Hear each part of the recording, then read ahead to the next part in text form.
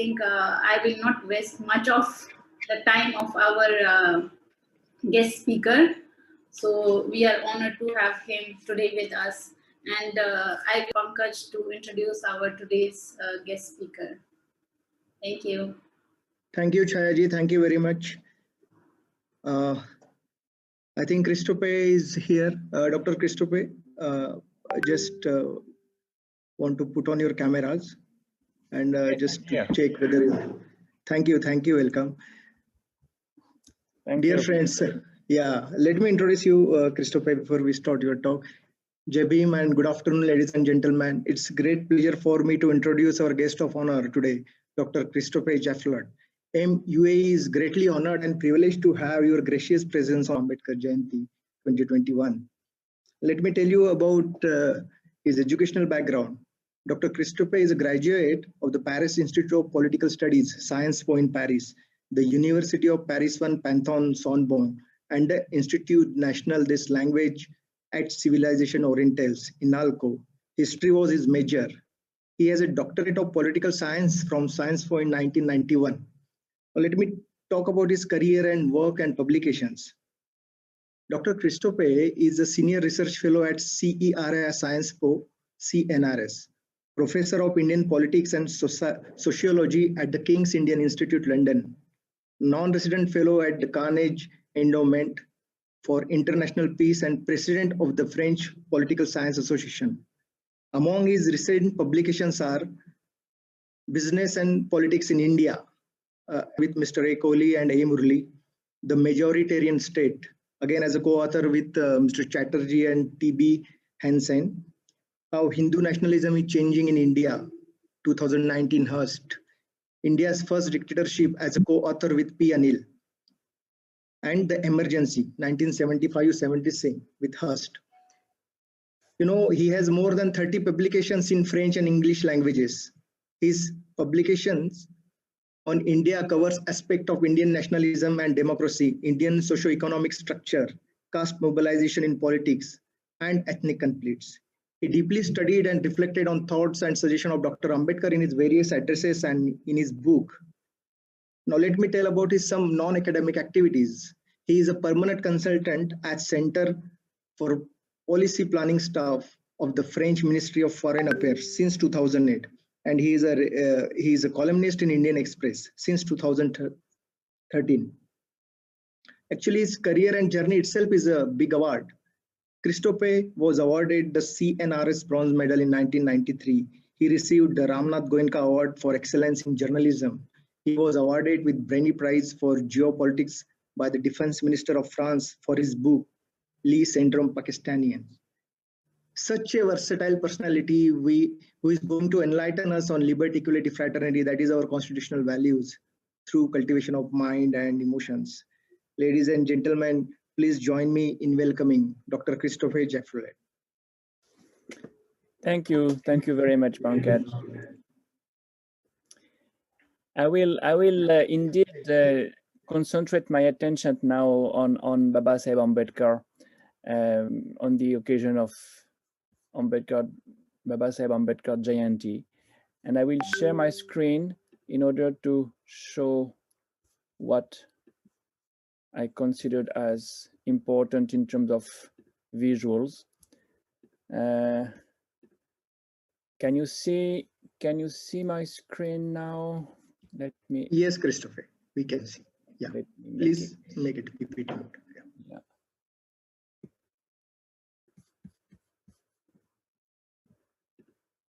All right.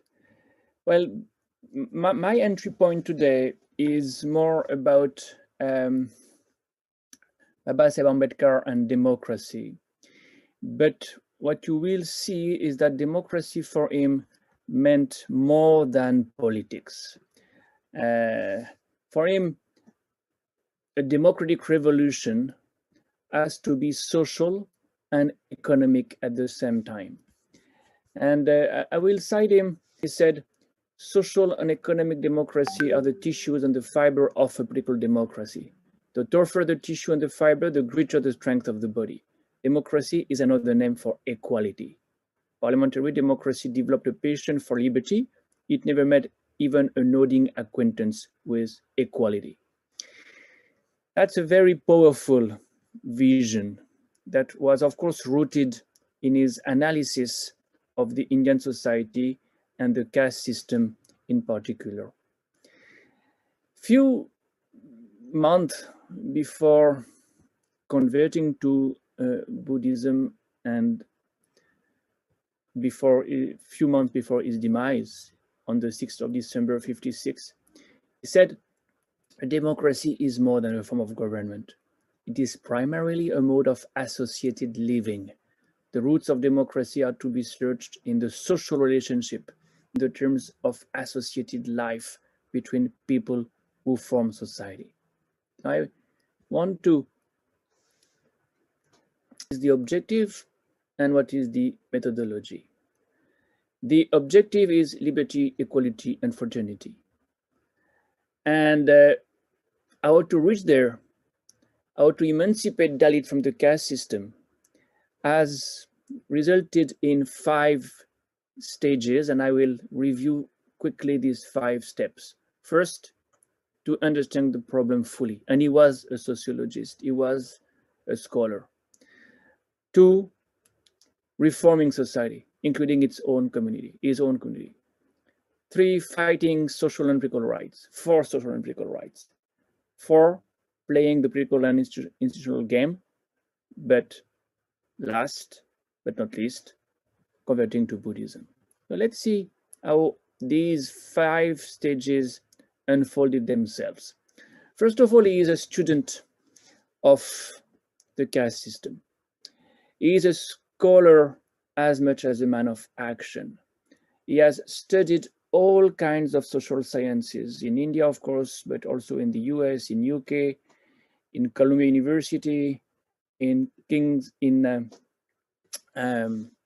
LSE, in London, and of course, largely because of the support he received from Maharaja of Kolhapur, Maharaja of Baroda, who were his supporters. And the list of degrees that he accumulated in the course of his life, including the PhDs he got, is remarkable, absolutely outstanding. He was also a lawyer, a Bharat law, who could never practice because nobody wanted a Dalit as a lawyer.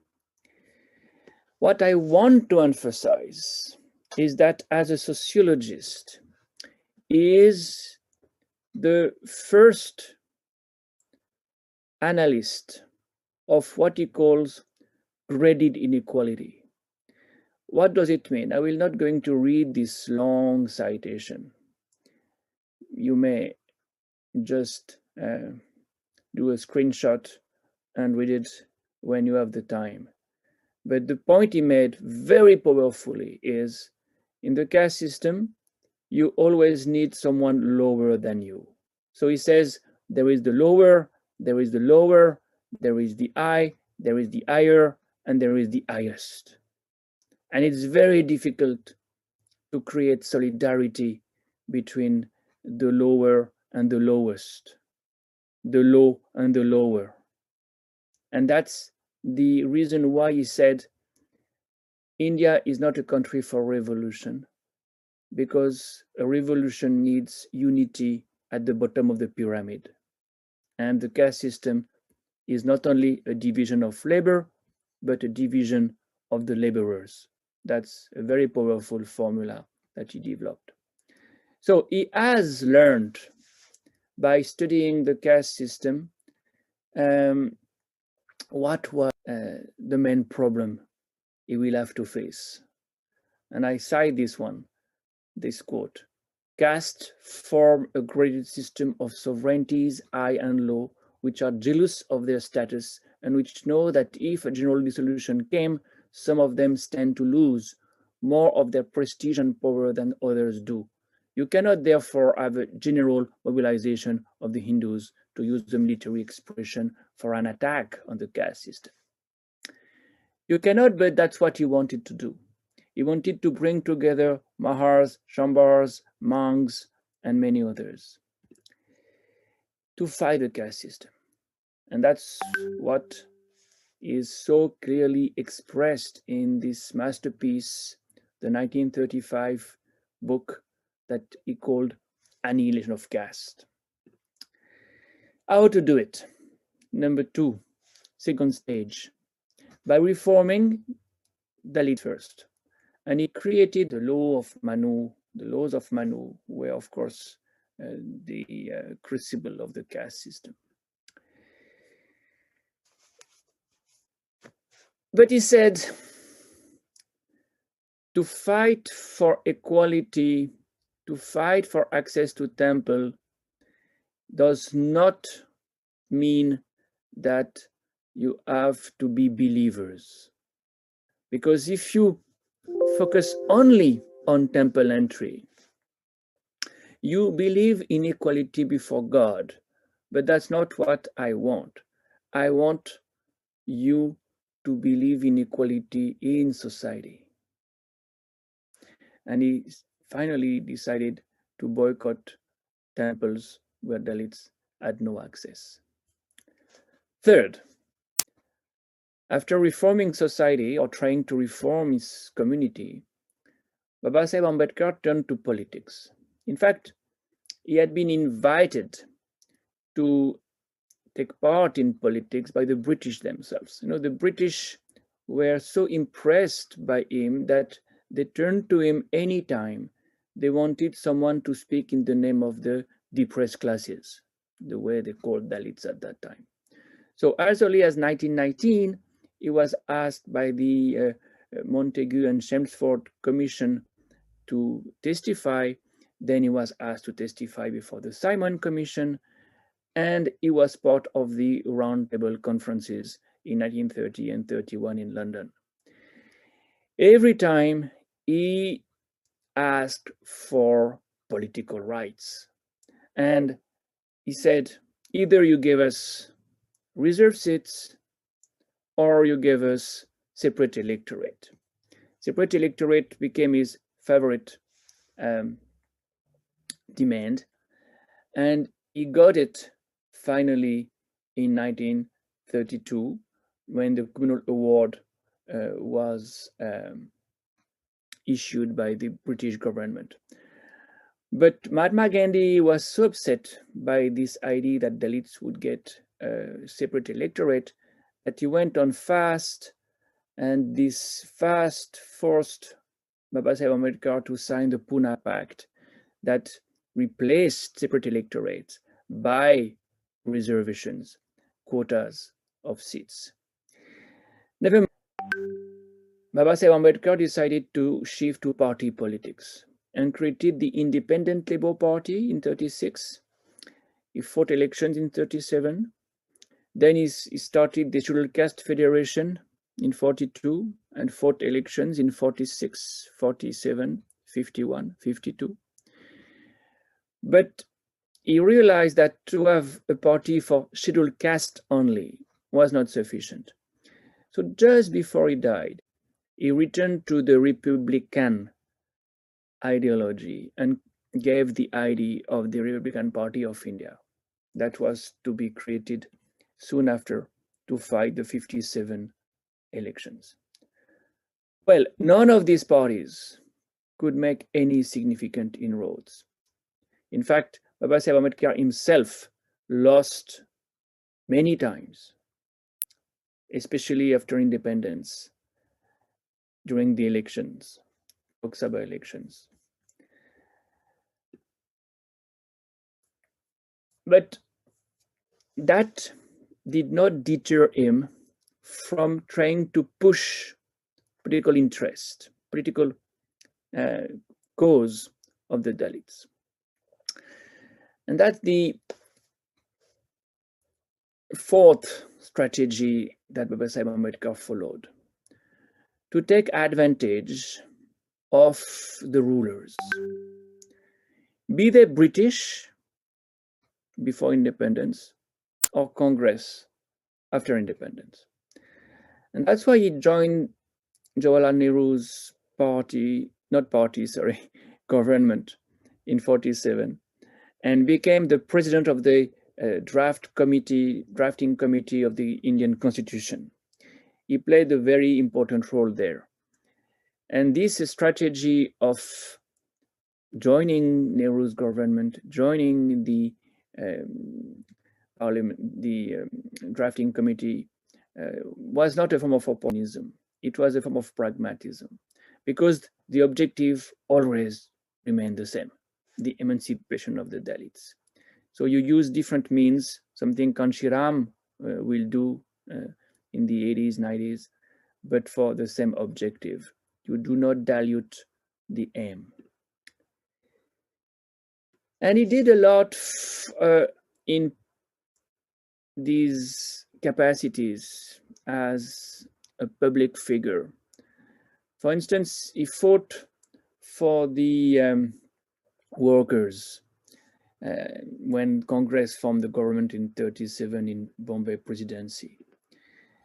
He also joined the Defense Advisory Committee set up by the Viceroy as Labour member. And as a Labour member of the government, he was responsible for the Indian Trade Union Amendment Bill that made compulsory the recognition of a trade union in every enterprise, which is something that has remained. He introduced something that has become perennial. And in 43, still under the British, he continued to push for the Dalits and got the first quota in the administration, in the bureaucracy. 8.33% of the posts of the national bureaucracy were reserved for scheduled caste. And then he pushed for similar quotas in education. And that was probably partly because of him that the technical education was open to Dalits. And of course, there is the famous Payment of Wages Amendment Act and numerous Factories Amendment Act, which were passed because of him, because of the way he lobbied the British in the 40s. He had become a statesman that everybody respected, and he visited many parts of India and was received as a statesman everywhere. In the south, in Madras, he met Periyar.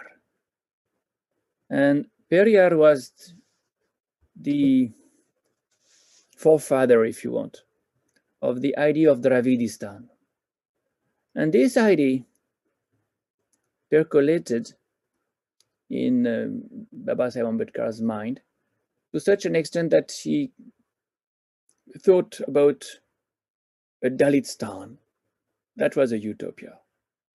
How could a separate territory be conquered by Dalits when they were in such a small minority, dispersed in so many villages? So he preferred to do what he had done with the British after independence and join, as I have told you, Nehru's government. And he was very active, lobbying the Prime Minister. And lobbying the Prime Minister, Nehru, also to balance the influence of very conservative congressmen, including Vallabhbhai Patel, who was, for instance, dead against separate electorate for scheduled caste. Ambedkar tried hard to get separate electorates in the Constituent Assembly debates passed, adopted, but he failed because of Vallabhbhai Patel's opposition. So he focused on the Constitution of India as the head of the drafting committee, as I was saying, and he was successful in many different ways. For instance, Article 17 abolished untouchability. Beggar, which is a form of slavery, was also declared illegal by Article 23. I mean, in the first list of fundamental rights that you see at the beginning of the Indian Constitution, you have many articles that have been drafted by Ambedkar himself. That's what we show in a book I have co-edited with Narendra Kumar, Dr. Ambedkar and Democracy, an anthology of what he said before independence and after independence in favor of democracy, political democracy. You see him there as the president of the drafting committee. And this is definitely the golden days of Babasaheb Ambedkar's, I would say, prestige as a statesman. Here is with Jawaharlal Nehru and Rajendra Prasad, president of the Constituent Assembly and then of the Republic of India. It is to this man that he hands over the constitution that he has drafted on the 26th November of 49, that he has largely drafted. But he says, just on the day the constitution will be proclaimed, on January 26, 1950, we are going to enter into a life of contradictions. In politics, we will have equality, and in the social and economic life, we will have inequality. We must remove this contradiction at the earliest possible moment, or else those who suffer from inequality will blow up the structure of political democracy, which this assembly has so laboriously built. He anticipated a revolution if equality did not develop in India. But he did not want a revolution. He wanted reforms, and he pushed in favor of reforms. The Hindu Code Bill was one of the most important reforms for him, to give equality to men and women, between men and women.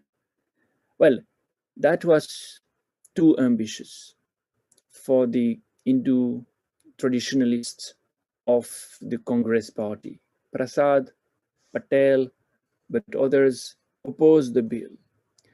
And as a result, he resigned. He left the government of Nehru.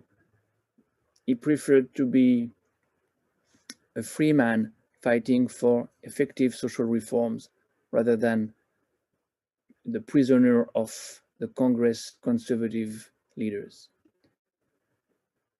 That's what made possible the last step.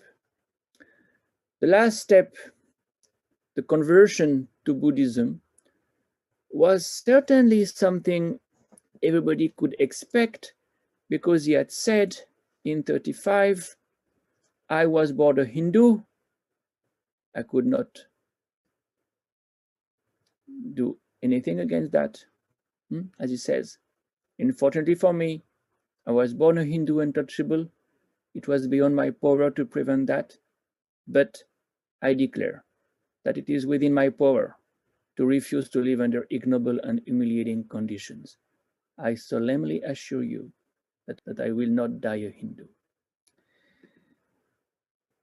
He tried to find the best religion for him and his people. And he found Buddhism, because Buddhism was a humanitarian, a humanist religion.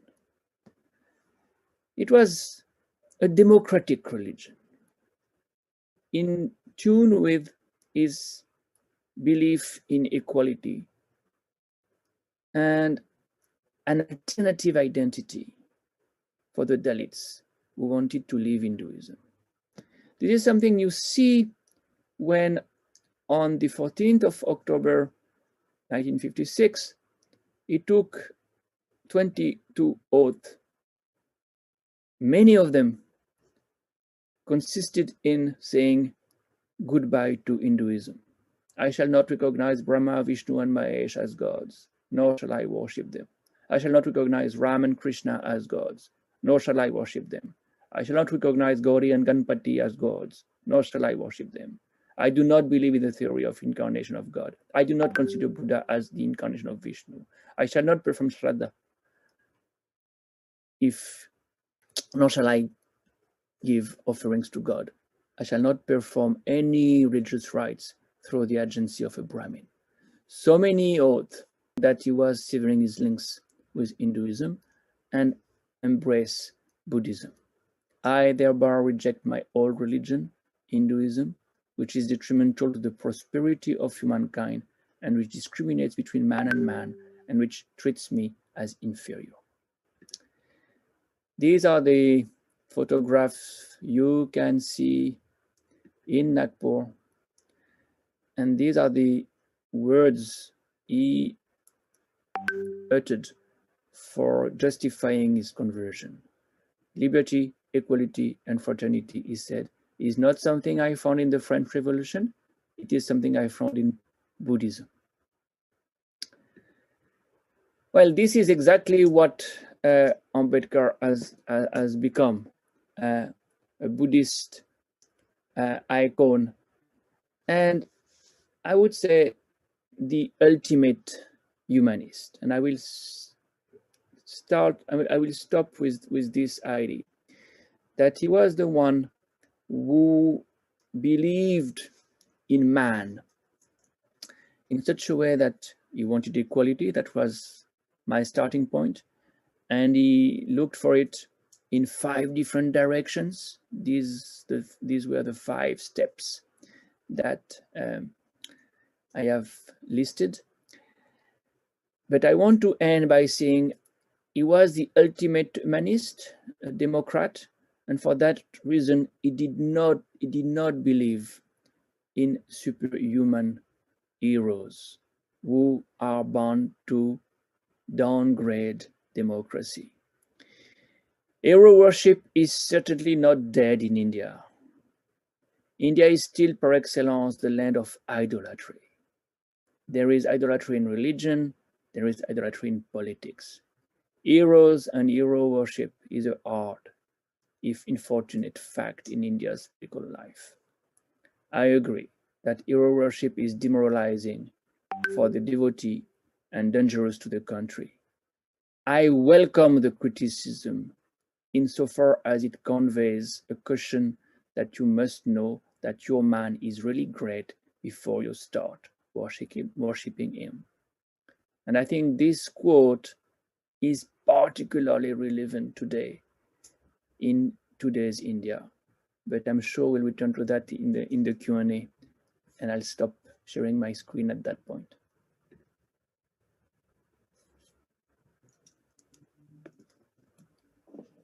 Dr. Christophe, thank you so much for such an enlightening talk. Your 5-step model in particular, studying the caste system to eliminate it, and then priority on social reforms and political reforms, and taking majority of rural area. Indeed is very useful, and maybe we go ahead on this, or we take forward on this 5-step model. AMU is really honored, Dr. Christophe, to have your presence. Such in-depth knowledge can be seen from your studies. Thank you. His social reform, his political reforms, his religious reform. And you ended by saying Dr. Babasaheb Ambedkar as the ultimate humanist. That is what his entire life journey is at the end. So again, we thank you on behalf of. And what I do wish to do one day is to meet you in Dubai. You're always welcome, sir. You're always welcome. Well, you may see me. You may see me in the coming month. Sure. Great. You're most welcome, and we'll have one-to-one interaction those days. Yeah. With pleasure. Thank you. Thank you.